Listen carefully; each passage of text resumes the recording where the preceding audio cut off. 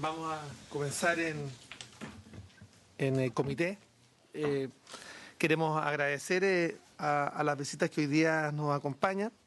Está presente de la Asociación Nacional de Ciudades, Puerto y Borde Costero de Chile, el presidente y alcalde de la Municipalidad de San Antonio, don Omar Vera, el tesorero y alcalde de Valparaíso, señor...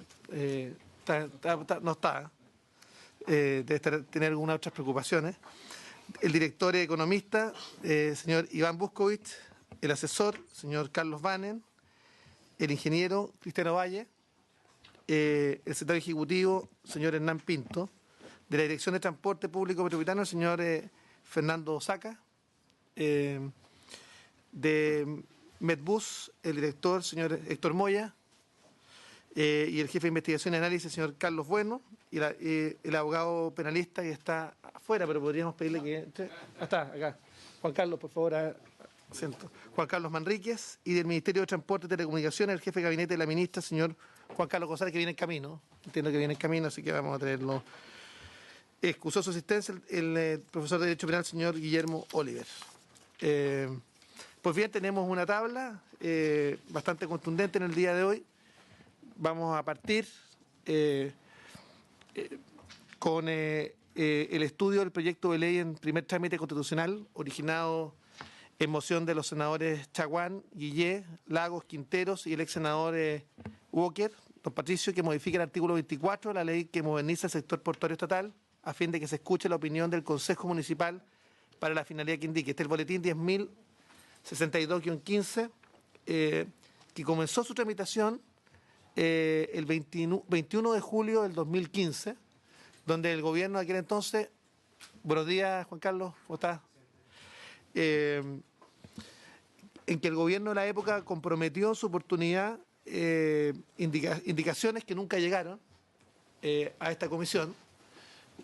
Nosotros señalamos que al momento de asumir la presidencia de esta comisión le íbamos a dar prioridad a este proyecto para poder despacharlo y forzar que el Ejecutivo pudiera presentar las indicaciones y si no, darle tramitación legislativa y que en definitiva tener el impulso necesario para poder sacar adelante, debido a que es más que nunca necesaria la vinculación de puerto y ciudad para los efectos de generar planificación urbana y también para que los puertos dejen de estar de espalda a las ciudades que los cobijan. También consideramos muy oportuno el tema de que en definitiva las externalidades negativas que hoy día producen los puertos, las empresas se hagan responsables, y eso también dice relación con otro tema que estamos empujando los senadores regionalistas, la bancada regionalista, que dice relación con la descentralización fiscal. Quiero pedirle a la secretaria, si es posible, que pueda resumir para los alcances del proyecto. Tiene una... Los objetivos del proyecto es modificar el artículo 24 de la ley 19.542 que moderniza el sector portuario estatal para establecer en el procedimiento de nombramiento los miembros del directorio de las empresas portuarias. Se escuche la opinión del Consejo Municipal de la ciudad donde se encuentra instalada la empresa respectiva. En el año 2015 se escuchó, entre los invitados que vinieron y asistieron a la comisión, estaba el asesor del Ministerio de Transportes y Telecomunicaciones, vino el abogado de la División Legal de la Subsecretaría de Transporte, el señor Alfredo Steinmeier, y también asistieron asesores de los senadores y también del Consejo Municipal vinieron. En esa oportunidad, entre las cosas que se señalaron, era que este proyecto necesitaba el patrocinio del Ejecutivo, porque era la idea nombrar en el directorio, que la Corfo nombrara ya sea a alguien del Consejo Municipal, que nombraran un miembro del Consejo Municipal, y se redactó en estos términos porque de lo contrario necesitaba el patrocinio del Ejecutivo, y en ese tal como señaló el presidente antes, se pidió la indicación al Ejecutivo. Pues bien, me gustaría dejar al alcalde, que además es alcalde de San Antonio, que además es presidente de la Asociación Nacional de Ciudades, Puerto y Borde Costero de Chile, que nos pueda también dar su opinión sobre el proyecto y la urgencia que requiere una modificación de esta naturaleza. Bien, muchas gracias, presidente y senador don Francisco Chaguán. Agradecer, ¿no es cierto?, a la mesa que nos permitan compartir la opinión de la Asociación Nacional de Ciudades, Puertos y Borde Costero en alianza con la Asociación de Ciudades, Puertos también concesionados. Usted bien lo decía, presidente, nos acompaña todo un equipo que ya usted lo ha identificado. Mencionar que esta propuesta que está planteada en el boletín 10.062-15 no viene más que a ratificar lo que la Asociación de Ciudades Puertos ha venido planteando desde hace ya varios años respecto de la necesidad de que el directorio de los puertos tenga la representación de la ciudad. Y estamos muy conscientes que la Ley Orgánica Constitucional de Municipalidades establece como representante de la municipalidad al alcalde. En consecuencia, indistintamente de que se pueda generar una consulta al Consejo Municipal, que estimamos no puede ser vinculante, quien debe integrar el directorio de los puertos debe ser por mandato legal, ¿no es cierto?, el alcalde. Eso, ¿no es cierto?, es una posición sine qua non que permite justamente darle primero legalidad y respaldo en términos de armonizar dos instrumentos que son esenciales para la armonía de la ciudad-puerto, que es el Plan de Desarrollo Comunal, PLADECO, y el Plan Maestro de Desarrollo Portuario. La incorporación del alcalde no tiene otra finalidad que justamente propiciar esa armonía de dos instrumentos de desarrollo importantes para lograr justamente que la ciudad no quede al margen del desarrollo acelerado que hoy día tienen los puertos por, ¿no es cierto?, el fortalecimiento del comercio exterior de nuestro país. Así que en ese contexto, primero concordamos plenamente en la modificación del artículo 24 de la ley 19.542, lo valoramos en toda su dimensión y nos sumamos, por supuesto, ¿no es cierto?, a este planteamiento que hace el Senado a través de este boletín y en especial justamente este comité. Así también, ¿no es cierto?, todos los otros aspectos que se indican. No obstante, reitero, entendemos el espíritu de la participación, pero la consulta al Consejo Municipal no puede ser vinculante porque de lo contrario, ¿no es cierto?, va a generar una dilación innecesaria en una organización tan importante que significa el directorio de la empresa portuaria. Dentro de ese mismo contexto, presidente, permítame reforzar el planteamiento de la Asociación Nacional de Ciudades Puertos en términos, y usted lo ha señalado también en un proyecto que usted, ¿no es cierto?, junto a otros senadores ha levantado, en el sentido de que existe una institucionalidad portuaria a nivel de gobierno que le dé fuerza justamente al desarrollo de la gestión ciudad-puerto. Esto llámese una subsecretaría, dirección nacional, ¿no es cierto?, pero tiene que haber, ¿no es cierto?, un organismo que aglutine y permita justamente la relación ciudad-puerto. Además, ¿no es cierto?, debe existir una política pública que armonice la gestión portuaria, la gestión logística, que es, ¿no es cierto?, sustancial a la gestión portuaria, ¿ya? Y, ¿no es cierto?, la ciudad. Aquí son tres líneas que están presentes, hoy día dispersas, y que a través de una política pública, ¿no es cierto?, deben armonizar para lograr justamente un desarrollo armónico de la ciudad-puerto. Ya hablamos del tema de la incorporación de la autoridad municipal. Nosotros insistimos y reforzamos que debe ser al alcalde por mandato de la ley orgánica, que es el representante de la institucionalidad. Junto con ello también, llámese o se incorpore en la ley de rentas regionales o en otro instrumento económico, el que se contemple que se grave la transferencia de toneladas, ¿no es cierto?, que va entre 0,30 centavos de dólar a $3 en un horizonte de 5 años, orientado esencialmente a inversión en la ciudad, no a gastos operacionales de los municipios, sino que orientado a inversión. Creemos que es importantísimo el que también, ¿no es cierto?, se refuerce este planteamiento en beneficio justamente del desarrollo de las ciudades y se faculte a la empresa portuaria en términos de invertir en las externalidades negativas que se producen en el entorno del territorio concesionado. Eso va también a posibilitar reducir hoy día la confrontación que se produce entre la ciudad y el puerto justamente por estas actividades, externalidades negativas. Y junto con ello, y dentro de esta política pública que ya hablábamos, la incorporación de tecnologías, el tema de las conectividades, que son esenciales, tanto terrestres como ferroviarias, para lograr justamente una fluidez en la transferencia de carga, las zonas de respaldo o amortiguación o de regulación, como queramos denominarlo, de tal manera de que, ¿no es cierto?, hoy día no se produzca lo que está presente, que es el impacto de la cantidad de camiones circulando, ¿no es cierto?, por la ciudad. En el caso específico de San Antonio, tenemos circulando por la ciudad 3.500 camiones día en condiciones normales.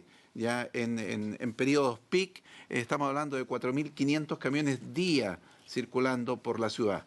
Lo mismo ocurre, ¿no es cierto?, en otras ciudades puertos en porcentajes, por supuesto, diferentes. Entonces, importantísimo el tema de las conectividades terrestres, ferroviarias, zonas de regulación y de respaldo. Y si Chile quiere seguir siendo competitivo, además de las tecnologías, tiene que, presidente e integrantes de la mesa, profesionalizar su capital humano, capacitar al existente y darle, ¿no es cierto?, el grado de profesionalización que permita justamente operar las tecnologías que el mundo moderno hoy día, ¿no es cierto?, están presentes y eso va a permitir, ¿no es cierto?, que el desarrollo económico de Chile en materia, ¿no es cierto?, de exportación sea absolutamente eficiente. Así que de esa perspectiva es nuestra opinión como Asociación Nacional de Ciudades Puertos, la que ya he expresado, agradeciendo, por supuesto, la oportunidad que nos brinda. Muchas gracias. Gracias, alcalde. Señalar que este proyecto tuvo una extensa tramitación desde en ese entonces. Hubo observaciones del Ejecutivo que decían en relación con la admisibilidad del proyecto y si requería o no iniciativa exclusiva presidencial en los términos de si era el alcalde la persona designada. Por eso se redactó en los términos esperando la indicación del Ejecutivo que nunca llegó. Y también se pudo también chequear la legislación comparada. Tenemos la legislación de Argentina, la de España, la de Alemania, la ciudad de Hamburgo y Sudáfrica, entre otras legislaciones comparadas respecto a cómo incorporar también el componente local en los directorios de las empresas portuarias del Estado. Me gustaría saber si el Ejecutivo, Juan Carlos, tiene alguna opinión. Presidente, buenos días. Este proyecto de ley, en estricto rigor, si bien se relaciona con el Ministerio de Transporte, en realidad es un proyecto que más bien compete al Ministerio de Economía, ¿ya? Dado que bajo la actual conformación de las empresas portuarias, de los directorios, estas están alojados en el sistema de empresas públicas, que está a su vez en Corfo. Y Corfo depende del Ministerio de Economía.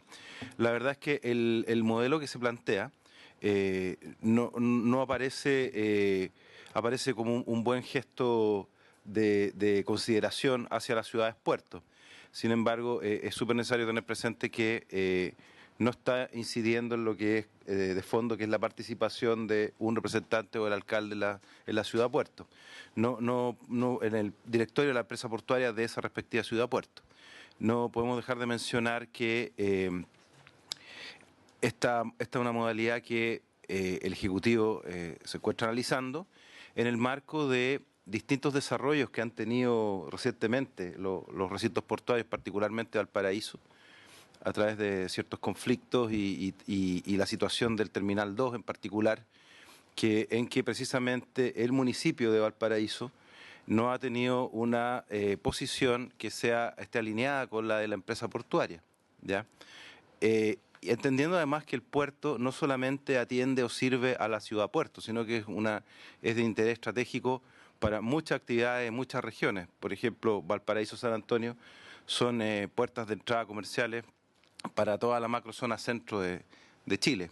Por lo tanto, el desempeño en la empresa portuaria el de la quinta región interesa también a los agricultores de la séptima región, por ejemplo, ¿no? Por tanto, nosotros como Ejecutivo, como Ministerio de Transporte, más bien dicho, continuaremos las conversaciones con el Ministerio de Economía en esta materia, considerando que estos recientes desarrollos hacen pensar que es necesaria una reforma profunda al esquema de autoridad portuaria que hay en Chile, ¿ya? La verdad es que el modelo de empresas portuarias correspondió a una realidad de hace 20 años, donde se requería dar muchas facilidades para permitir la inversión. Sin embargo, creemos que hoy día es necesario que se incorporen otros intereses a esa administración portuaria. Y eso significa pensar en nuevas modalidades para la autoridad portuaria que debe existir a nivel de todo el país, ¿no? Las experiencias también son distintas entre los modelos concesionados y aquellos modelos de puertos que son administrados directamente por las empresas portuarias, y por tanto todo eso lleva a pensar que independientemente de estos ajustes que se puedan hacer en un proyecto como este, es necesario abrir una discusión mucho más amplia sobre cómo va Chile a administrar sus recintos portuarios. Quisiera comentar que precisamente en la Cámara de Diputados hay una comisión investigadora sobre las actuaciones de los organismos de la Administración del Estado en la ejecución de la ley de puertos, ¿no? Y efectivamente ahí está viendo uno las distintas aristas laborales, comerciales, de logística, administrativa. En fin, hay una cantidad de aspectos que aparentemente no están siendo satisfactorios y que deben ser revisados en profundidad, presidente. Gracias. Si le parece a la comisión, senador Pizarro, podríamos citar a la próxima sesión a la ministra de Transporte para los efectos de apretar la necesidad de tener una política nacional de puertos. A mí me parece particularmente grave la afirmación que ha hecho Juan Carlos, no por lo que dice, sino que porque deja manifiesto que el Ministerio de Transporte renunció a la política nacional de puertos y está entregada o al sistema de empresas públicas o está entregado a la Corfo, al Ministerio de Economía, y eso es grave porque eso es lo que nosotros hemos venido denunciando hace bastante tiempo, y la verdad es que la política nacional de puertos se construye en el sistema de empresas públicas a través del nombramiento de directores en circunstancias de que donde corresponde que se genere la política nacional portuaria por ley es en el Ministerio de Transporte y Telecomunicaciones. Entonces, es lo que hemos venido sosteniendo. Hoy día lo tenemos de manifiesto en la comisión y, por tanto, me gustaría que pudiéramos citar a la ministra de Transporte, que es la responsable legal de la Política Nacional de Puertos, para la próxima sesión, si le parece al senador Pizarro y al ministro de Economía, y que en definitiva podamos también tener una definición respecto de la participación de las comunidades de los respectivos ciudades, puertos, en los directorios de las empresas. Senador Pizarro. Gracias, presidente. Bueno, respecto al proyecto de ley tal como está, no es, para decirlo en buen castellano, no es más que un saludo a la bandera, porque aquí lo único que se establece en el proyecto es la posibilidad de consulta al Consejo Municipal. Entiendo que eso fue expresado de esa manera para evitar el tener la obligación del patrocinio del Ejecutivo. Pero entonces creo que la primera decisión es si vamos a realmente a tener voluntad para legislar en incorporar a alguien representativo de la comuna donde está inserta un determinado puerto. Yo prefiero hacer el esfuerzo para que esa representación esté establecida en la ley, y para eso se requiere un acuerdo con el Ejecutivo. No creo que saquemos mucho nosotros avanzando acá o no. Además, entiendo por la propuesta que hacen los municipios, es que ellos quieren específicamente que sea la figura del alcalde que corresponda a quien forme parte de ese directorio, cualquiera que sea. Y ese es un tema que también es como discutible en una segunda derivada. Yo soy partidario que haya alguien del Consejo Municipal o del municipio, no estoy tan claro si tenga que ser necesariamente el alcalde. A lo mejor es más importante que el alcalde que esté alguien que sea nombrado por el Consejo, que tenga la expertise o el conocimiento necesario para participar en una instancia importante como es un directorio de una empresa portuaria. Los desafíos son muy distintos en uno y en otro lado.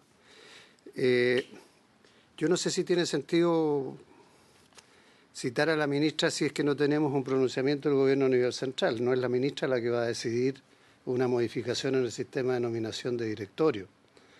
Entonces tal vez o es el ministro de Economía o derechamente el ministro secretario general de la Presidencia, alguien que tome la decisión, si vamos a tener patrocinio o no. Porque de verdad, presidente, la iniciativa primaria de ustedes era una participación real. Así es. Y esto no es eso. Entonces, yo preferiría cortar por lo sano y no levantar una expectativa con un proyecto que no va a tener, no va a cumplir el objetivo que se quiere.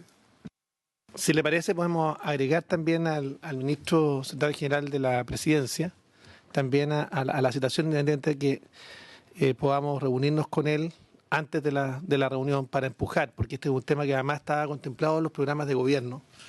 Entonces acá se requiere avanzar. Lo que queremos hacer es compeler al gobierno presidente Piñera para los efectos de cumplir un programa de gobierno en una materia que me parece de la mayor importancia y urgencia.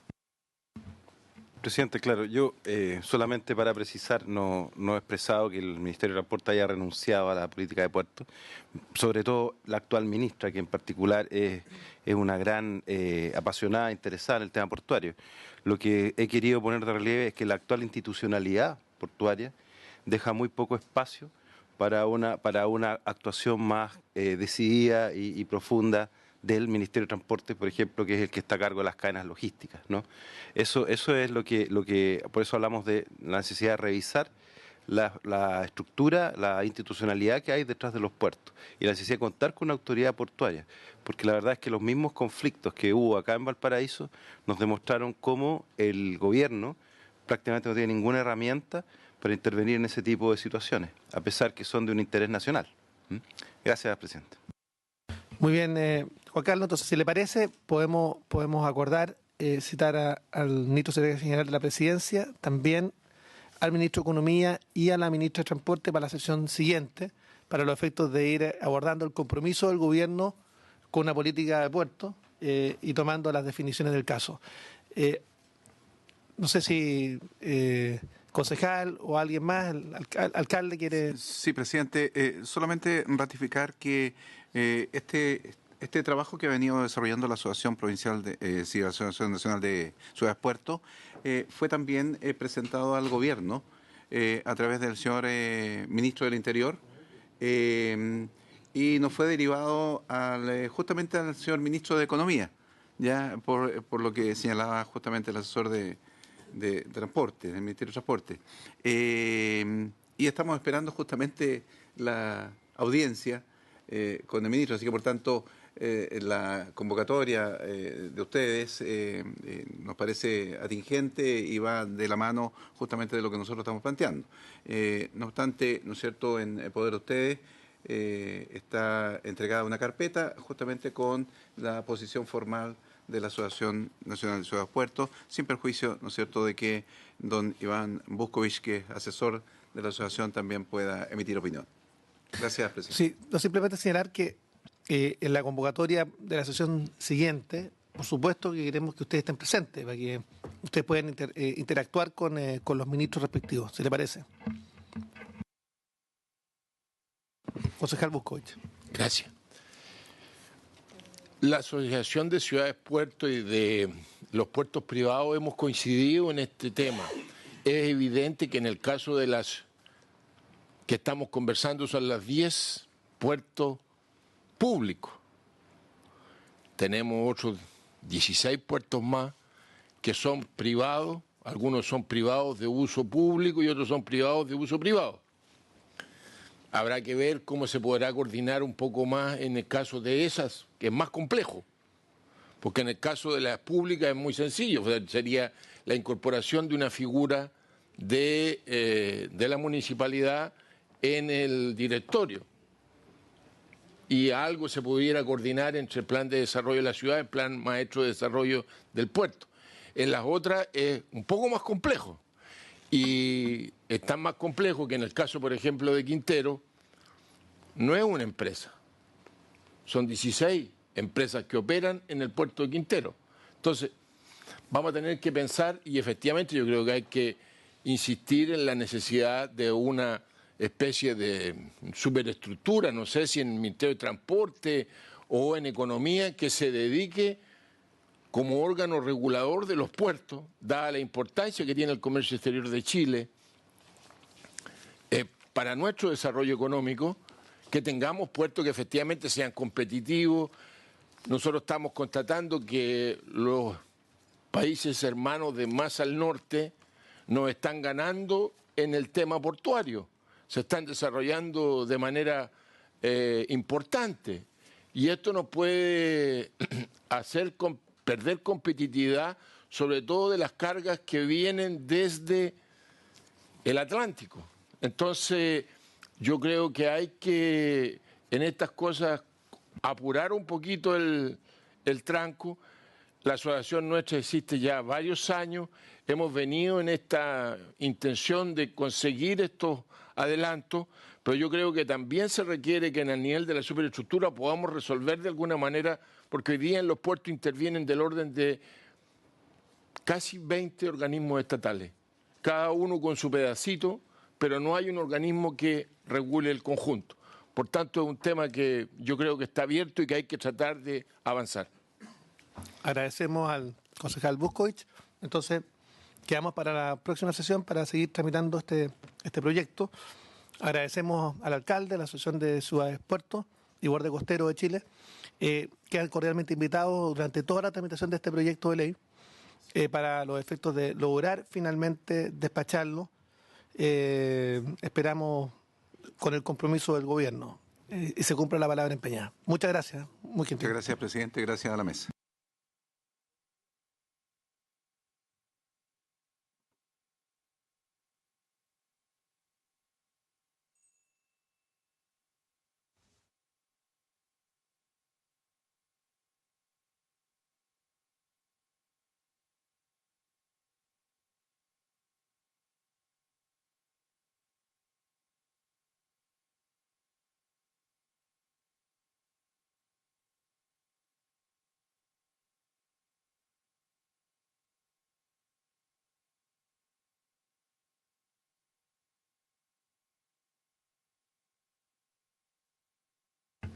Hace tiempo.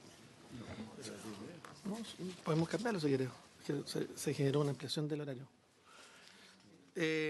Ponemos en tabla el segundo proyecto, que se inicia el estudio del proyecto de ley en primer trámite constitucional, originado en la moción de los honorables senadores Chaguán y Letelier, que sanciona los daños en los medios de transporte público de pasajeros y la infraestructura asociada a dicha actividad, que es el boletín 12.467-15. Y para este efecto se ha invitado a el director del Transporte Público Metropolitano, el director Fernando Saca, de Medbus, al director Héctor Moya, y jefe de investigación y análisis, señor Carlos Bueno, y al penalista Juan Carlos Manríquez. Y podríamos partir, si le parece, a la comisión con la exposición que pueda hacer al respecto el Ministerio de Transporte con el asesor Juan Carlos González. Presidente, muchas gracias. Nuestras primeras palabras son de agradecimiento a la comisión por la presentación de este proyecto. La verdad es que el Ministerio de Transporte se encuentra haciendo un esfuerzo importante por incorporar una buena calidad de transporte público para las personas. Se están trayendo buses de un muy alto estándar a nivel mundial. La línea 3 de metro y 6 cumplen los mayores niveles de exigencia que se puede exigir a una línea de metro, en seguridad, en calidad, en confort, en su infraestructura. Y ciertamente es un gran esfuerzo que hacen también los operadores por mantener estos buses en buen estado.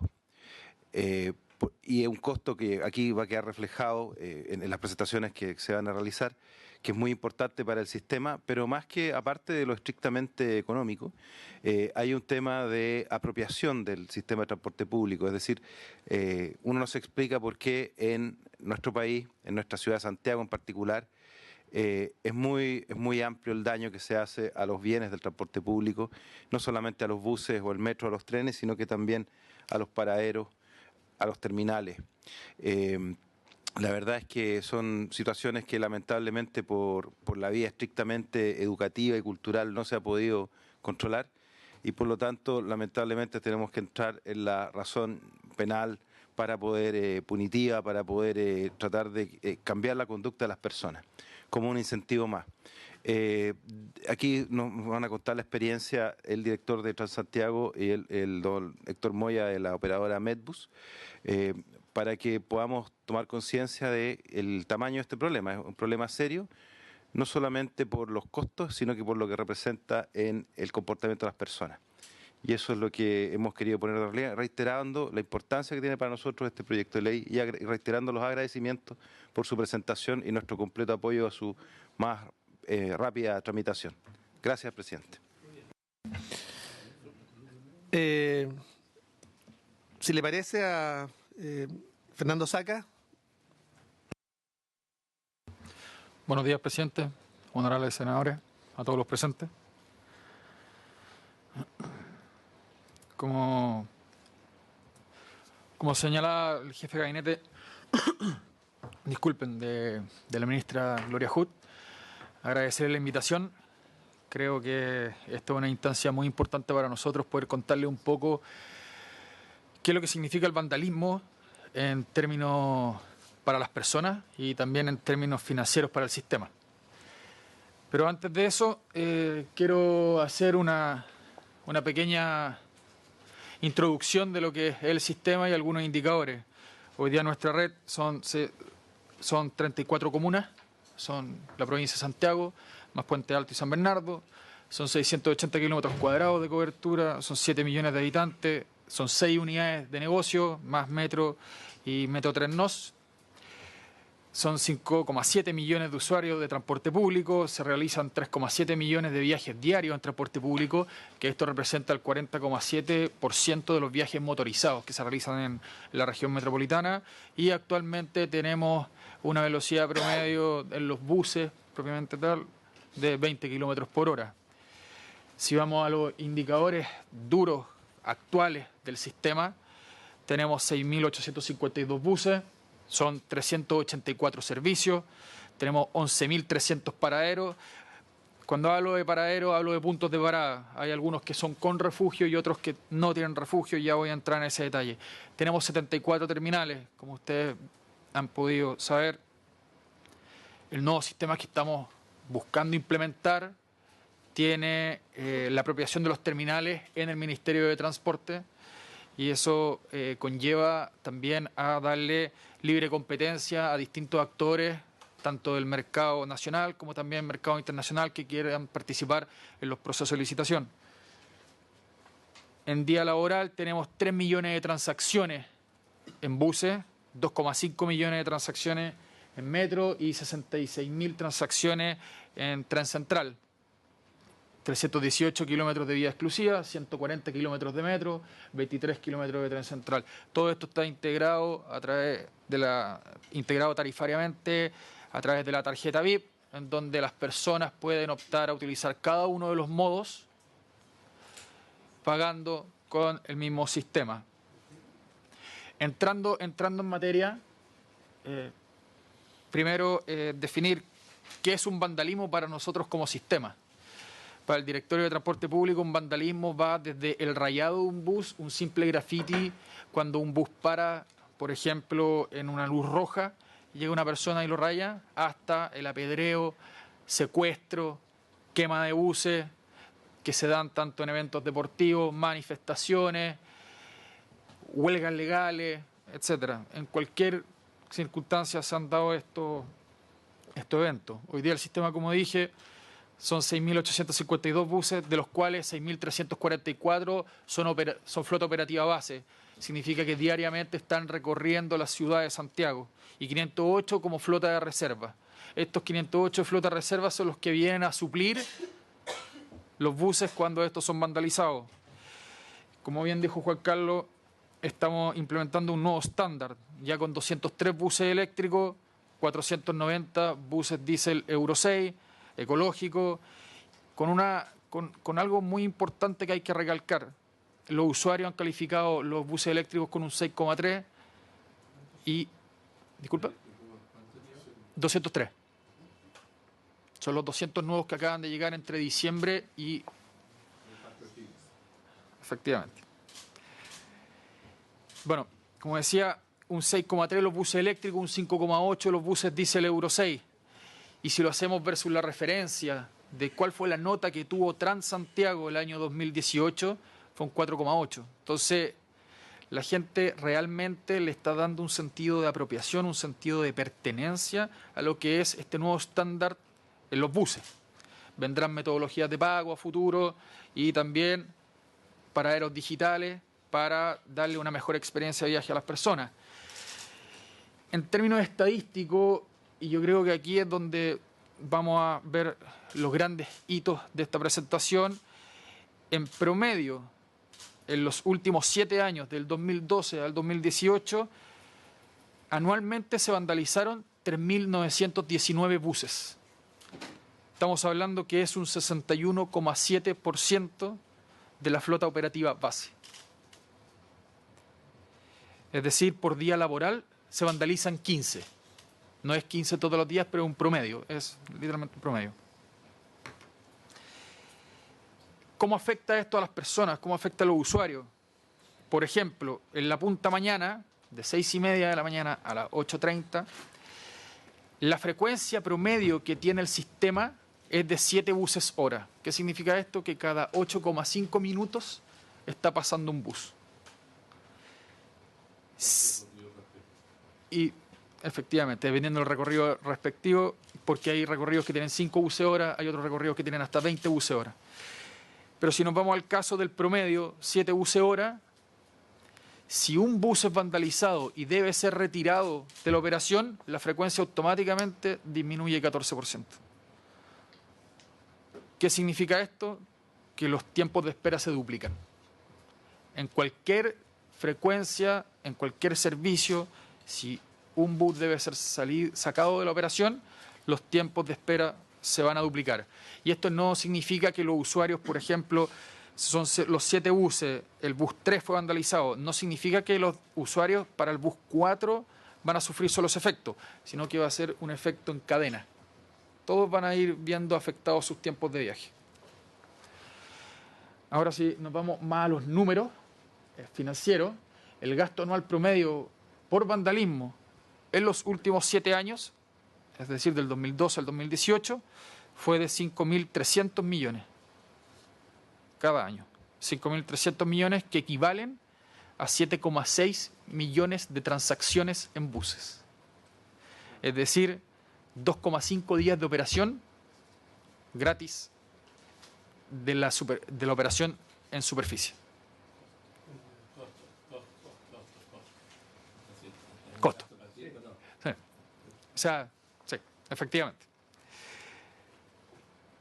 Estos 7,6 millones de transacciones, al fin y al cabo, reflejan fuertemente el impacto económico que tiene para el sistema, para el Directorio de Transporte Público.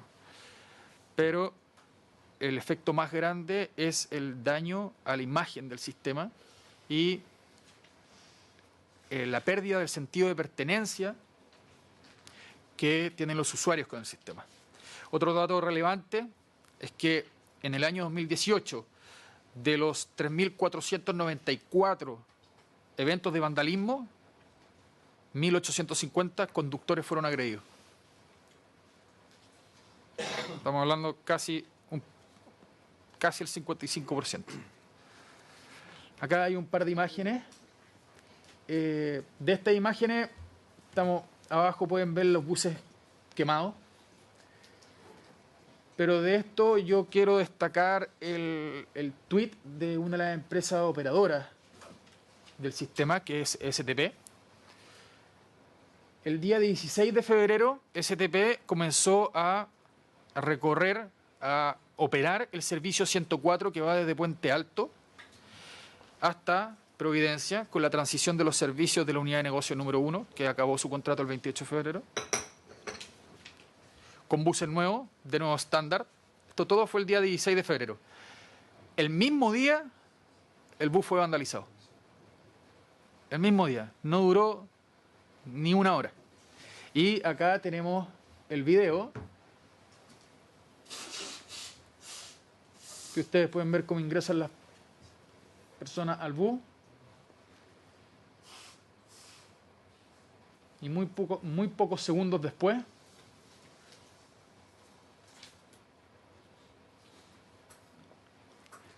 eso genera inseguridad.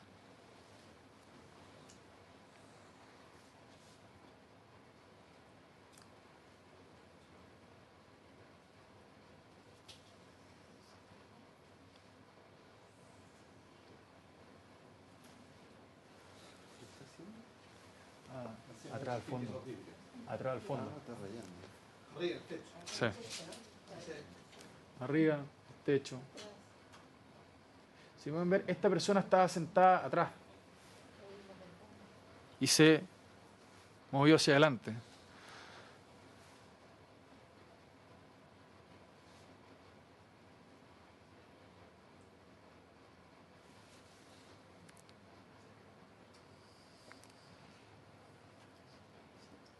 Yo creo que quedó claro. Sí, podemos seguir avanzando.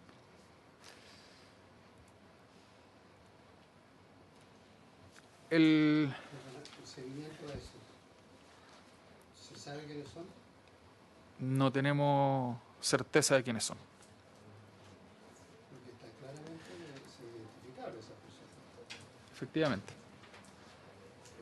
Perdón, presidente, la pregunta tiene que ver con el proyecto, porque si es ese tipo de conducta el que vamos a sancionar, es bueno saber qué posibilidad hay de hacerle un seguimiento, quiénes son los que tienen las responsabilidades, si las denuncias se hacen, cuál es el procedimiento, cuál es el protocolo que tienen ahora. Porque deben tener un protocolo, si alguien se sube con una bomba molotov o con un graffiti o se pone a romper los vidrios o lo que sea. ¿Cuál es el protocolo que hoy día existe? ¿Lo saben? Creo que la persona más adecuada para responder a esta pregunta es el director de Medbus como operador de una de las empresas, para que él le pueda entregar la información de cuáles son los pasos a seguir, cuáles son los pasos. ¿Un protocolo común a todas las empresas? No. Sí. Los atiende con algodón y los pega palo, puede ser. Normal. Pero no hay una cosa común para todos. Senador, Juan del medio presidente, este es el tipo de conductas que hoy día no están sancionadas. O sea, una molotov sí, eso sí, y efectivamente eso se denuncia en tribunales cuando son actos mayores, ya actos que provocan daño en los bienes, porque eso sí está tipificado. Pero este tipo de conductas no logran ser perseguidos penalmente. El trámite además de las denuncias es complejo, es por eso que aquí nos van a contar, estamos tratando de construir un modelo que permita que estas grabaciones sean transmitidas en directo, que eso sí lo permiten los buses nuevos, y eso puede ser objeto de una acción inmediata. Por ejemplo, lo que podría hacer el conductor es ocupar el botón de pánico, transmitir la imagen y tener un carabinero en la próxima esquina que tome a esta persona, ¿ya? Esto no es solamente solo el protocolo que se puede emplear, sino también las herramientas efectivas que existan. Hoy día, de hecho, la quema de un bus incluso es muy difícil de perseguir penalmente, dado que los medios de prueba normalmente no son debidamente atendidos por la Fiscalía o por los tribunales. Eso es efectivamente así. Y los mismos conductores que a veces saben quiénes son estas personas, no se atreven a denunciarlo por temor a que los puedan dañar a ellos personalmente. Son círculos viciosos que ahí estamos tratando de romper.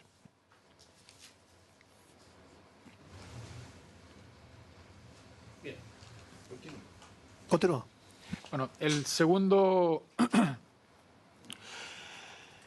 el vandalismo también, además de los buses, se da mucho en los paraderos, ¿ya? Como dije anteriormente, el sistema tiene 11.300 paraderos, de los cuales 7.000 tienen infraestructura asociada al sistema de transporte público metropolitano. Para restituir el estándar original de estos 7.000 paraderos se necesita una inversión anual de 10.500 millones. ¿Qué significa esto? Que por paradero, para hacer una puesta a punto, pintar, mantener, corregir ciertas fallas que puedan tener, cuesta aproximadamente 1,5 millones.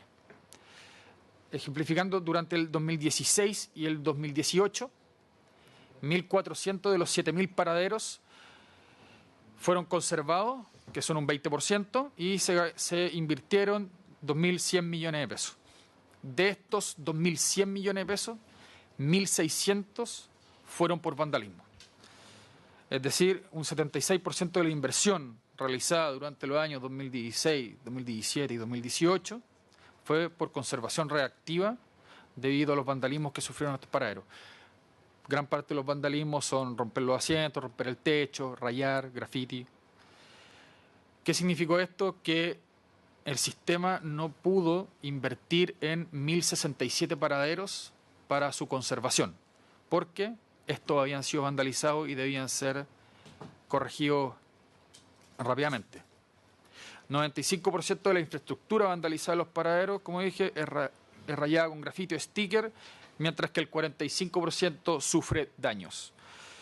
A diferencia del vandalismo en buses, el vandalismo en paraderos no afecta directamente la operación, pero sí afecta la experiencia de viaje de las personas. Entendamos que la experiencia de viaje nace desde que una persona sale de su casa y llega a su destino.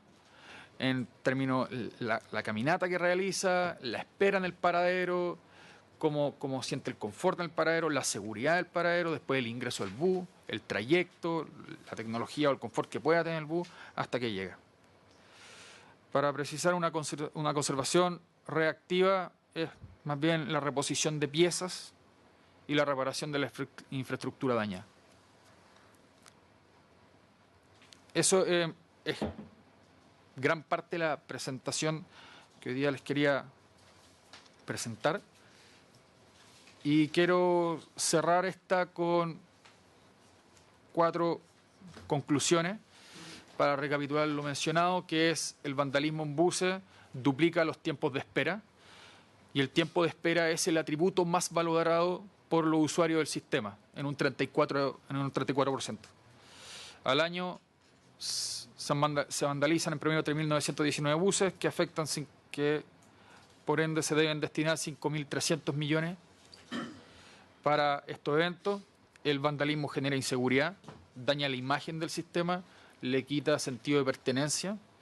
Y hoy día, como bien dijo el jefe de gabinete, Juan Carlos, Red, el nuevo estándar del sistema que queremos entregarle a las personas, viene a mejorar la calidad de vida con 2 grandes pilares. Uno, disminuir los tiempos de viaje, los tiempos de espera, y 2, mejorar la experiencia, no solo en buses, sino que también en tecnología y en confort durante todo el trayecto.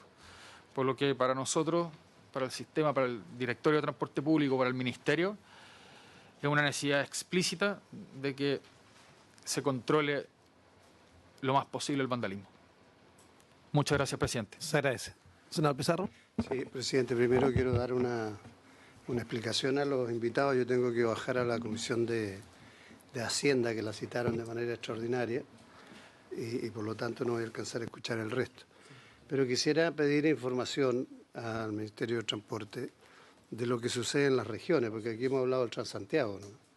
Y en las regiones tenemos situaciones que pueden ser similares. Sería bueno tener las estadísticas, las cifras, los números para saber de qué universo, de qué volumen estamos hablando. A mí me parece súper interesante el proyecto, pero es bueno también ampliarlo al resto, porque las faltas, los delitos y todo son los mismos, independiente en qué sistema se ocurran. Así que quería plantear y pedir eso, presidente. Muy bien, ¿se acuerda, senador Pizarro? Se oficia. Senador Letelier. Respecto al oficio, es ver si podemos solicitar que nos ayuden a buscar los otros datos. Trenes, Merval, Biobío. Es decir, este proyecto para muchos de nosotros vale por lo que pasa en la región metropolitana en sí, ya lo justifica, pero probablemente se logre tener una mejor comprensión de lo que pasa con otros servicios en otras regiones. Muy agradecido. Se oficia entonces con aquellos datos que se han señalado. Escuchemos entonces ahora a...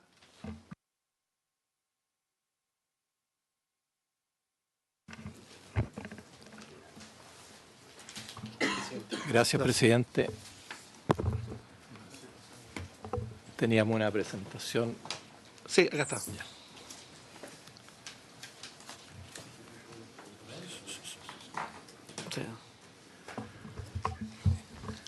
Medvo es una de las 7 empresas que opera Transantiago. En este momento tenemos operando, claro, 6, me corrige el director, se fue al Sacia. Tenemos operando 1.154 buses. Nosotros hicimos una presentación que tiene muchas imágenes, que la voy a pasar muy rápida, pero que es lo que ha ocurrido con una de las empresas durante estos 10 años en materia de daño a los buses y daño a los paraderos. Lo primero son los buses quemados, que efectivamente es un tema que ha sido de conocimiento público. Lo único que yo puedo decir en esto es que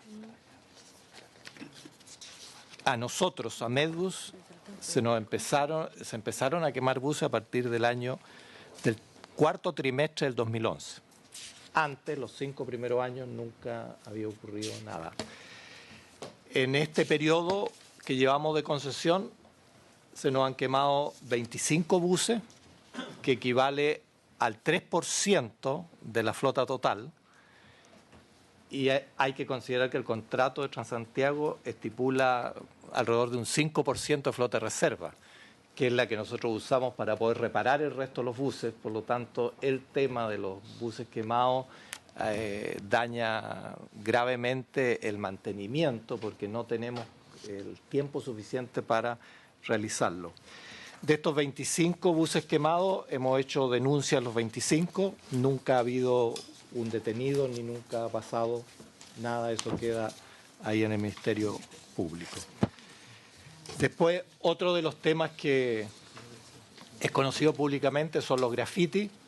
Esto se ha difundido fuertemente en el último tiempo. Aquí hay grupos en Santiago de grupos de jóvenes que compiten entre ellos respecto de quién hace más grafiti, mejores grafiti o no sé, algunas lecturas que ellos especial le dan a esto. Vamos. Todos estos son buses dañados. Este es un bus que ingresó el 12 de enero al servicio, es un bus articulado, Euro 6, de un valor de $330.000 y fue grafiteado la primera semana de funcionamiento.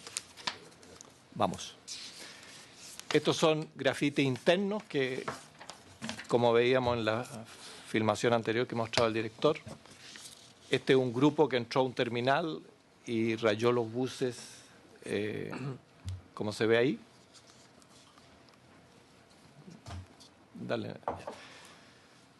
Este es un bus nuevo de la flota que ingresó recién y aquí lo presentamos porque ahí se ve al lado izquierdo cómo actúan. En un semáforo nos atacan 2, 3, hasta 6 personas y rayan el bus completo y el conductor nada puede hacer frente a eso. Lo que ahí echan en los vidrios es un ácido. Ese ácido termina por debilitar el vidrio y obligadamente hay que cambiarlo. Es un ácido que me han dicho que se llama flúor hídrico, que es el que se usa para poner la patente en los vidrios o en el espejo retrovisor, ese mismo ácido. Desgraciadamente se vende en todas las ferreterías y lo que ustedes ven como grafiti en los vidrios, en los buses de Santiago, todo eso es ácido y ese vidrio está muerto. Ahí, este es un bus nuevo también, grafiteado, ¿no es cierto?, con ácido en el parabrisas. Dale. Esto es daño a los vidrios, estos son daños con piedras, con golpes, especialmente cuando hay partidos de fútbol o eventos especiales. En los buses antiguos, antes el Euro 6, venían con un marco de aluminio, le pegaban una patada y con eso salía y caía completo el vidrio y después se robaban el aluminio del marco de la... En el caso de los buses nuevos, todos vienen con vidrio pegado. Este es un ejemplo que nos pasó. Estos buses son los eléctricos, empezaron a funcionar el 15 de diciembre. Tenemos funcionando 102 buses eléctricos en Grecia y desgraciadamente los primeros días una persona en un auto, lo logramos ubicar, le disparaba a los buses perdigones o postones hasta que hirió a una de las personas que iba al interior del bus. Esa persona, según la información que tengo hasta ayer, entiendo, está detenida.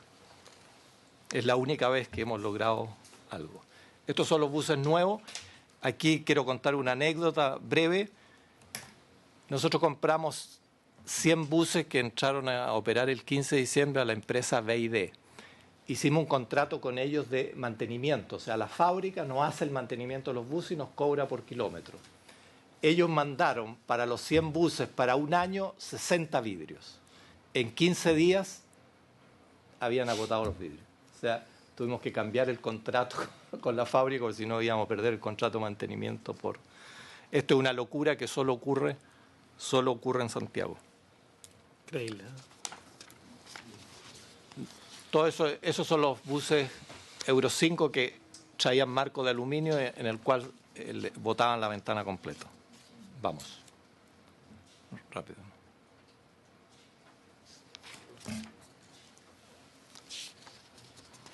Esta es una grabación de un bus nuevo.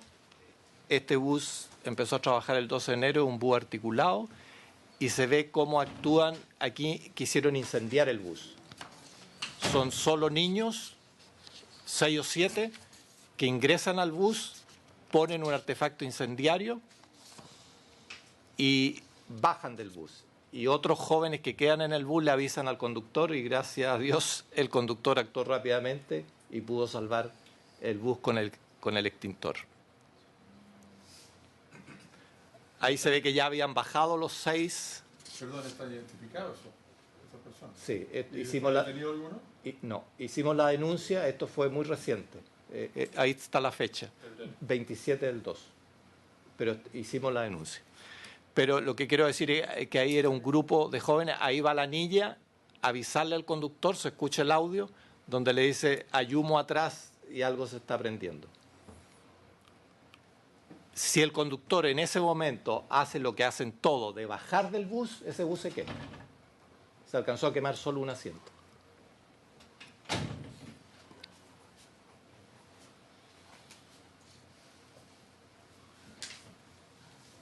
No se escucha el audio. Ya.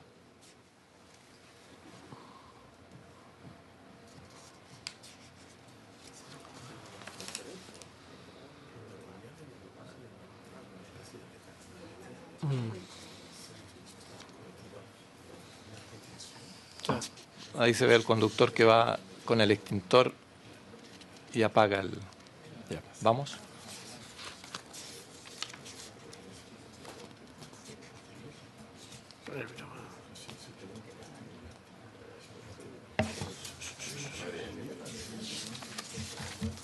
Estos son daños a paraderos. Estos son unos paraderos que nosotros obsequiamos al sistema. Lo tenemos con guardia en Barranca, en la salida del metro de Barranca. Y ahí están los daños que hacen habitualmente de rayarlo, las cajas eléctricas que las rompen. Dale. Este es un paradero que también donamos al sistema, o por lo menos lo inauguramos el 16 de diciembre cuando se trajeron los buses eléctricos. Está frente a la Municipalidad de Peñalolén, y a la semana, ese es el torniquete. Ven ustedes, él tenía unos pernos muy profundos, pero igual intentaron romperlos. Los avisos publicitarios, lo mismo. Dale. Y aquí señalo como dato los dos eventos más graves que ha tenido el sistema. Esto le pasó a todos los operadores, que fue el 2011, el partido de la final de la Copa Sudamericana, donde a Medu le dañaron 159 buses. Obviamente al resto de los operadores similar. Solo a Medus. Entonces, ustedes comprenden, dañados 159 buses, lo que decía el director, al día siguiente hay que salir a la operación en la punta mañana. Esos buses casi imposible tenerlos reparados, por lo tanto afecta a un número de usuarios muy grande y la operación se dificulta, agregado al daño. Por su intermedio, presidente, quiero agregar y destacar algo que sucedió en junio del 2014. Hablábamos de que el promedio de buses vandalizados era aproximadamente 3.500. El año 2014, solo en junio, por el evento deportivo del Mundial, fueron aproximadamente 1.300 buses los vandalizados. Claro. Adicionalmente. Excepcionalmente fue. Justo en ese mes. El día del 2014, en el Mundial, el día del partido Chile-España, nosotros tuvimos 196 buses vandalizados en la noche de la celebración de ese día. Dale. En el caso nuestro, incorporando los insumos, la mano de obra, y en estos daños, además de los que he señalado, están incorporados las puertas. Uno de los grandes problemas que nosotros tenemos es que el usuario revienta las puertas. Al reventar las puertas, el bus lleva un sensor que no puede seguir funcionando y queda botado en cualquier lugar, porque al no cerrar la puerta no puede transitar. El costo del año 2017, y coincide con los datos que ha mencionado el director, que esto ha ido creciendo, fue un costo total de 2.500 millones, y en el caso del año pasado, 3.600 millones. Y el otro efecto que tuvimos fue en el tema seguro, que es impactante. El tema seguro, a nosotros el año 2011, antes que empezaran, ¿no es cierto?, a quemarse buses, nos costaba 891.000 pesos por bus al año el seguro. Hoy nos cuesta 2.300.000. Esto ha sido una pelea con las compañías de seguros gigantesca cada año para negociar las pólizas. Gracias, señor presidente. Muchas gracias. Dramático y complejo el escenario, que habla también de la necesidad ineludible de poder avanzar en esta materia. El doctor penalista Juan Carlos Manríquez, que si nos puede también exponer desde el punto de vista del derecho penal respecto a este proyecto. Muchas gracias, señor presidente, honorables señores senadores, miembros de la mesa, gracias por su tiempo y asistencia. He escuchado con mucha atención, señor presidente, a quienes me han precedido en el uso de la palabra, y ciertamente servirán para esclarecer más aún lo que quiero compartir con ustedes. Desde luego, mi compromiso es, señor presidente, dentro de la breve hora, entregar un informe escrito que se enriquezca además con lo que aquí he podido percibir en esta sala. En primer lugar, presidente, cabe decir que el proyecto puede ser valorado positivamente, teniendo en cuenta al menos 5 consideraciones. La primera, que es ineludible, es un antecedente de carácter fáctico, vale decir el sustrato, digamos, lo sociológico, vale decir los hechos que han expuesto que están detrás de estas conductas, que son, en el fondo, conductas de daño, pero en este caso conductas de daño agravado, porque tienen lugar en un espacio muy particular, que es el espacio del tráfico viario, donde no solo circulan vehículos, sino que personas, cargas y en general las vías por las cuales se desenvuelve la vida diaria.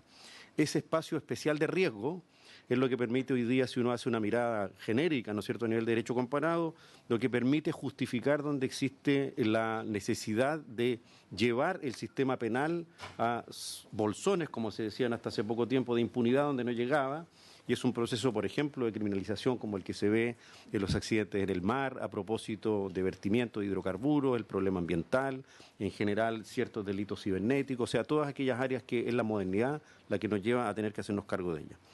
Lo segundo para analizar y valorar el proyecto, señor presidente, es tener en cuenta las razones de política criminal, que si bien, como se conoce y se ha dicho ya reiteradamente por el propio Tribunal Constitucional de Chile y en otros lugares, esa es una facultad privativa del Congreso y particularmente de donde se hace la ley, esa tiene algunos límites que en este caso, a mi modo de ver, lo adelanto, no se superan por lo que voy a señalar. En tercer lugar, hay que tener en cuenta algunas experiencias de derecho comparado, algunas, digamos, bastante lejanas y otras más cercanas, particularmente la alemana, particularmente las circunstancias, digamos, del tráfico viario en Japón y en los atentados a los daños de bienes de interés público, no necesariamente arqueológicos, no necesariamente históricos, como ocurre con la legislación peruana, y particularmente que tienen alguna incidencia en ciudades fuera de Santiago, tales como Valparaíso, por ejemplo, por el interés cultural que representa, sus calles, etcétera. Luego, en cuarto lugar, brevemente, los aspectos procesal penales, ya los distinguidos miembros de la mesa lo han planteado, los honorables senadores también, si esto tiene algún sentido de práctico de persecución, alguna factibilidad de poder ser combatido eficientemente. Adelanto también en ese punto que ello exige una coordinación de carácter prepenal y también administrativa entre las policías, las políticas públicas de seguridad pública y específicamente las facultades de persecución que tiene el Ministerio Público a través de sus unidades especializadas como la de foco investigativo o de foco criminal, que permiten abordar estos fenómenos con herramientas muy particulares que hoy día están en vigencia y que han otorgado algunos resultados, considerando también este tipo de atentados no aisladamente, vale decir, no solo como un daño agravado, sino que también como una manifestación contracultural, o sea, una suerte de, comillas, y no se malentienda, criminalidad organizada, contracultural, que es relevante para el efecto de poder medir el dolo con el que actúan estos actores, porque su principal excusa va a ser: nosotros no tenemos por finalidad dañar los buses, afectar el patrimonio ajeno, dañar a las personas, sino que manifestarnos contraculturalmente, cuestión que desde ese punto de vista puede ser, ¿no es cierto?, una primera línea defensiva en el sentido de decir nuestra intención no es la de causar daño, terror o afectar el patrimonio, sino que manifestarnos contraculturalmente.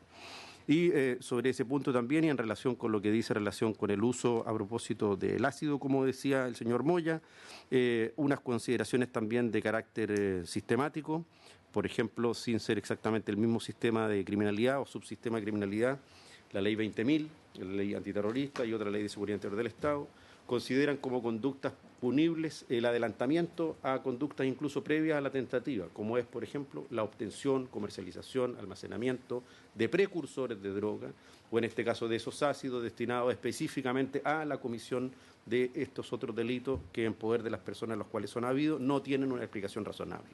Si esas personas, por ejemplo, este ácido no lo aplican porque no son químicos, no son farmacéuticos, no tienen a su vez una empresa de reparaciones que necesite efectivamente ese insumo. Entonces, si eso cruzado con lo que señalaré más adelante brevemente, la información que pudiera otorgar la estadística de foco investigativo del Ministerio Público, mejor sería si estuviera funcionando el Banco Unificado de Datos y el CODIS, porque en ese caso evidentemente sería mucho más fácil el cruce, el match de datos y tener la persecución, permitiría entonces cerrar una línea defensiva en el sentido de quien posee, tiene, guarda o almacena estos elementos conocidamente destinados a la comisión de estos ilícitos, entonces puede ser imputado ya por la conducta previa y evitativa antes de que se ocupe para el rayado, lo cual significa, y no es ninguna exageración, puesto que ya existe hace prácticamente 150 años en el Código Penal de Chile, a propósito de delitos comunes como el robo en lugar habitado o el robo en lugar no habitado cuando se detiene a una persona en la calle circulando con objetos conocidamente destinados a cometer el delito de robo. Y utilizando esa misma línea jurisprudencial, legislativa y nuestra tradición histórico-jurídica, no se vulnera ningún principio si es que se aplica la misma norma en el caso de los precursores para cometer estos delitos. Presidente, señalar solo en el núcleo de lo que quiero plantear lo siguiente. Lo primero es una consideración de carácter metodológico, porque si sus señorías atienden al proyecto de ley y con su comparado, lo primero que cabe recomendar es una armonización en el rango de penas. Porque, por ejemplo, en el tipo base que se modifica el 198 del decreto con fuerza de ley número 1, tanto el tipo base como el agravado tienen la misma pena. Por ejemplo, si de realizar la conducta de esta se sigue daños o muerte, La pena que se señala es la del inciso primero, vale decir, todas las conductas, incluso la agravada con un resultado mayor, tienen la misma pena, y eso habría que corregirlo desde el punto de vista de la ponderación. Si se produce un efecto mayor, todo indica que al menos un grado más sería razonable. Ahora, teniendo en cuenta particularmente ciertos criterios de proporcionalidad y de definición de las conductas que, a propósito de otras materias en el área, el Tribunal Constitucional en el último tiempo ha mantenido con cierta línea más o menos, digamos, coherente y sostenida en el tiempo. Respecto del proyecto de ley que agrega un inciso cuarto al artículo 198, en aquella parte en que se dice que si el daño o atentado, cualquiera fuere su forma y cuantía, se produjere contra un bus o tren, prestador o servicio de transporte público remunerado de pasajeros, la sugerencia de la honorable comisión es doble. Por una parte, probablemente eliminar de la redacción final o con una mayor discusión definir el contexto de la expresión atentado, porque esa puede producir un problema concursal con la Ley de Seguridad Interior del Estado o bien con algunas otras normas de seguridad pública, en el entendido que quizá ese caso sería a su vez otro caso subagravado de un tipo ya agravado que exigiría una doble intencionalidad, lo que dificulta una vez más la aplicación práctica del precepto, porque en el fondo el atentado supone lo que se conoce técnicamente como una voluntad intensificada, o sea, una suerte de delito de atentado contra la seguridad interior del Estado o delito terrorista asociado al uso de medios tales como los que hemos conocido para afectar vehículos de circulación urbana. Por tanto, la primera sugerencia sería definir la expresión atentado y dejarla solo limitada al tema daño. La segunda es que en el tipo penal, en la agregación que se hace, se utiliza la expresión también vehículo de transporte público remunerado. Eso también puede generar un contrasentido con lo que se busca al final en la aplicación del tipo penal, porque, por ejemplo, hay viajes especiales que no son esencialmente o principalmente remunerados por el usuario, por ejemplo, cuando las municipalidades envían a los vecinos a determinados lugares, efectivamente ese caso entonces quedaría impune, porque sería un viaje no remunerado, independientemente de que esté asignado o no al presupuesto de la municipalidad. Es un caso que habría que considerar también para evitar que quedara descriminalizado. Ahora, en relación con el 198 bis, que también se propone en el proyecto, que también hay que valorar positivamente, en aquella parte en que dice que sin la correspondiente autorización, como veíamos en las imágenes, por medio de marcadores, tinta, pintura, materia orgánica o cualquier otra, procediera a la pintura de mensajes, firmas, rayados. La expresión sin autorización obviamente es un elemento que atiende, reitero, a la antijuridicidad del comportamiento. Esto es, si el sujeto tiene o no la permisión por el sistema legal de hacer lo que hace. Entendemos que esa forma verbal está destinada, por ejemplo, a las empresas que pintan los buses, porque de lo contrario podrían cometer el delito, entendiendo que en ese caso no están en circulación, están en taller. Pero, en este caso, también hay que, a mi modesto juicio, darle también una mayor profundidad en el debate a la no autorización, porque, reitero, ese elemento se conoce técnicamente como un elemento que se asimila a un semáforo de color naranja o amarillo, que advierte al destinatario de la norma hasta dónde llegan los límites de su conducta. Y se dice sin autorización, y lo vuelvo a poner en el caso, de que estas son conductas de facto sociológico, contraculturales, quien normalmente comete estos hechos se siente autorizado y legitimado por su discurso de protesta anticultural. La cultura instalada, la cultura oficial, la cultura, digamos, de la explotación del capital privado para utilizar tales o cuales medios y desplazar a la gente conductiva y obligatoriamente. Bajo ese punto de vista, entonces, hay que darle una mayor justificación. ¿Por qué? Porque este tipo penal, que debe valorarse positivamente, señor presidente, es lo que se conoce además técnicamente como un tipo penal pluriofensivo. Como han dicho bien los representantes del Ministerio, de la red, de los prestadores privados, lo primero y evidente que aparece dañado es el patrimonio ajeno, ¿no es cierto?, la propiedad de los buses. Pero puede resultar afectada la vida, salud, integridad corporal de un conductor o de un pasajero. Eso también es una figura que existe en nuestro sistema y que está legitimada. Bajo ese punto de vista, entonces, estos tipos penales debieran interpretarse como delitos de riesgo, por incrementar el riesgo permitido, que es circular por vía urbana en un bus, a un nivel indeseable que lo convierte en un riesgo indeseable, por tanto, un riesgo no tolerable. En ese caso, a todo aquel que incurra en estas conductas se le puede imputar el resultado de muerte, lesiones o daño sin un mayor problema probatorio, lo que facilita entonces la persecución por la Fiscalía, facilita la investigación por las policías y permite también una mejor reconstrucción en juicio, como ustedes decían, a propósito de las evidencias. Es mucho más fácil, es más breve, es más corto y nos ahorramos un proceso de largo conocimiento. Bueno, en el sistema comparado, para ir cerrando, presidente, por ejemplo, hay un trabajo que me comprometo a aportar con detalle de un conocido autor alemán, Lothar Kuhlen, que se llama Problemas prácticos dogmáticos del tráfico viario en Alemania, donde se toma desde el contexto de lo que significa el riesgo de circular en vehículos públicos, privados, en zona urbana, todas estas nuevas manifestaciones que han obligado a esta mayor, comilla, defensa social respecto de estas manifestaciones que terminan siendo de daño directo respecto de las cosas, pero de peligro concreto y relevante respecto de las personas que circulan o los usan, para justificar entonces la punibilidad y que no se diga que se trata de delitos sin bien jurídico, porque efectivamente aquí está la propiedad en concurso con, digamos, la vida, salud e integridad de las personas. Por último, presidente, respecto de las cuestiones de carácter concursal, solo reiterar que la voz atentado entonces limita los conflictos con la Ley de Seguridad Interior del Estado, la conducta antiterrorista, que respecto del uso de precursores es posible recurrir a los mecanismos como la Ley 20.000, por ejemplo, y en relación, por último, con lo que dice relación con la valorización del proyecto, el proyecto puede ser valorado positivamente, puesto que desde el punto de vista de lo que es la política criminal, no aparece vulnerando principios de incerteza o certeza jurídica, por ejemplo, no aparece con penas desproporcionadas, no limita tampoco la actividad de los jueces, como ha señalado el Tribunal Constitucional, y sí podría enriquecerse mucho más con el debate, incorporando esas otras herramientas de persecución que tienden por objeto a facilitar el control de la evidencia, su obtención y por sobre todo hacer lo que se denomina una conducta de corte respecto de quienes se organizan culturalmente en este tipo de conductas, reitero, contraculturales, pero que, según la opinión mayoritaria, evidentemente y según el sentido social y de la norma, son antijurídicas, son delictivas y por tanto pueden ser perseguidas con la lógica del crimen organizado, precisamente por la forma y circunstancias en que se realiza. Ese es mi informe, presidente.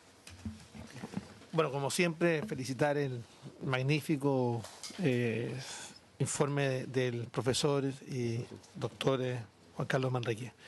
Muchas gracias. No, gracias, presidente, a usted. Senador Letelier. Presidente, agradecer las exposiciones. Tendré que dar un oficio que nos van a entregar información complementaria, agregarle al profesor los aportes al proyecto. Agradecerle al señor Moya como representante de uno de los operadores que padecen esto a diario. Sería interesante sugerir que, independiente de lo que hagamos con el proyecto, que para efectos de el trabajo en Transantiago debería haber un protocolo probablemente de qué deben hacer las empresas para efectos de avanzar en procedimiento de denuncia. Independiente, porque lo preguntó el senador Pizarro y no hubo una respuesta. Quizás en una de esas tienen un protocolo, pero de no haberlo, más que contestar ahora, creo que sería interesante conocer si existe, que lo manden, si no existe, que lo elaboren. El culpable es quien comete los delitos, no es las instituciones. Quiero plantearlo para que no malentendamos el diálogo. Hubo un intento tiempo atrás para generar que todos estos precursores y productos tuvieran algún tipo de registro por parte de quienes los compran, porque esos plumones de los rayados no tienen ningún uso, cero uso, cero, que no sea rayar muros, ventanas, buses, no tienen ningún uso práctico. Los importadores de esto lo saben, los vendedores lo saben a quiénes se los venden, y por ende la verdad aquí hay, o si tuvieran un uso específico, que existe un registro, pero es un tema quizás que debemos ver al margen de este proyecto, presidente. Lo mismo el ASIO. ¿Por qué estar eso en manos de un ciudadano común? No hay ninguna razón explicable, digamos. Es muy difícil explicar por qué una persona va a andar con ASIO para afectar los medios. Pero yo, presidente, propondría que podamos votarlo en general, para efecto que en un segundo momento lo podamos ir perfeccionando. Senador García Huidobro. En primer lugar, quiero valorar el proyecto de ambos senadores, porque creo que va a solucionar o por lo menos a paliar una situación que cada día es creciente. Lo primero que le pediría, presidente, es si es posible solicitarle a la biblioteca un trabajo de derecho comparado en cuanto a en otras legislaciones cómo han analizado esta situación, y me imagino que en otras partes también tienen problemas. Los chinos te meten precio y te secan. Por eso es importante saber efectivamente... Probablemente los cubanos también. Quizás nos hace falta un poco de cambiar conducta. Nosotros con el senador Letelier hemos pedido justamente, respecto a los incendios forestales, que haya elementos hoy día en el mundo que son retardantes. Y desgraciadamente parece que hasta el día de hoy no hemos tenido acceso en Chile por lo menos, a ese tipo de situaciones. La pregunta va directamente al señor Moya. ¿Usted cree y al Ejecutivo, usted cree que las bases de licitación de estos buses debieran existir de alguna manera elementos retardantes por el tema de los incendios? Estamos pensando en salvar vidas. Y como esto espero que se acabe, pero lo más probable es que no se acabe, en las bases de licitación, en la compra de estos buses, por ejemplo, un plástico. Hay elementos hoy día para retardar justamente el fuego. Mi consulta es si efectivamente eso está hoy día operando. Es decir, es obligación de que en el fondo cueste mucho estar incendiando un bus. Perdón, entendí mal. Sí, que era mal. ¿Ah? Por lo tanto, mis consultas van, y de todas maneras yo creo que es importante apurar este proyecto, ver de qué manera, y creo que la exposición de don Juan Carlos ha sido bastante clara.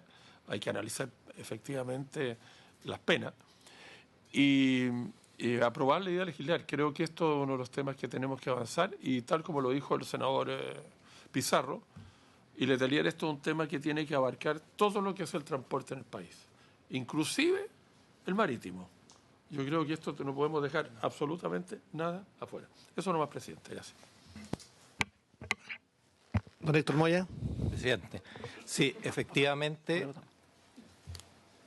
en el tema de los vidrios, en estos buses nuevos eléctricos, nosotros los pedimos a la fábrica que se le pusiera una lámina, que tiene una marca mundial, y lo que hacemos ahora es todas las noches sacar la lámina y poner otra para no afectar el vidrio. Ese esfuerzo es, desde el punto de vista de costo, muy alto, pero es la única forma que hemos encontrado, porque si ustedes ven los buses eléctricos, ninguno está rayado, pero la razón es que les cambiamos todas las noches las láminas. Y respecto al tema de los incendios, efectivamente, los buses eléctricos tienen, no los Euro 6, pero los buses eléctricos que llegaron, tienen un sistema automático de extintores que funcionan con un sensor que frente al calor, igual que en las propiedades, actúan de inmediato. Pero la verdad es que es muy difícil, una vez que un bus, en el caso de los diésel, se prende, ni bombero, eso me consta porque lo he visto, es capaz de apagarlo. O sea, el bus termina, como ustedes lo vieron ahí, absolutamente quemado, porque el estanque de 300 litros de petróleo más los neumáticos hacen que sea imposible parar ese incendio. Muy bien. Termino con esto, que en el caso de los buses eléctricos lo hicimos, porque acuérdense que los buses eléctricos tienen una cantidad de baterías y las baterías son inflamables. Entonces, en ese caso, obviamente tuvimos que tomar algunos resguardos. Gracias, presidente. Senador Letelier, y luego lo ponemos en votación en general. Solamente pedir, presidente, que creo que sería de utilidad, no era el motivo de esta sesión, pero invitar al Ministerio para ver temas de los buses eléctricos. Yo creo que la incorporación de los buses eléctricos ha sido un tremendo acierto. Yo creo que hay que buscar formas de facilitar ese proceso, que hay que descoplarlo de los procesos de licitación. Vamos a tener el COP25 en el país a final de año.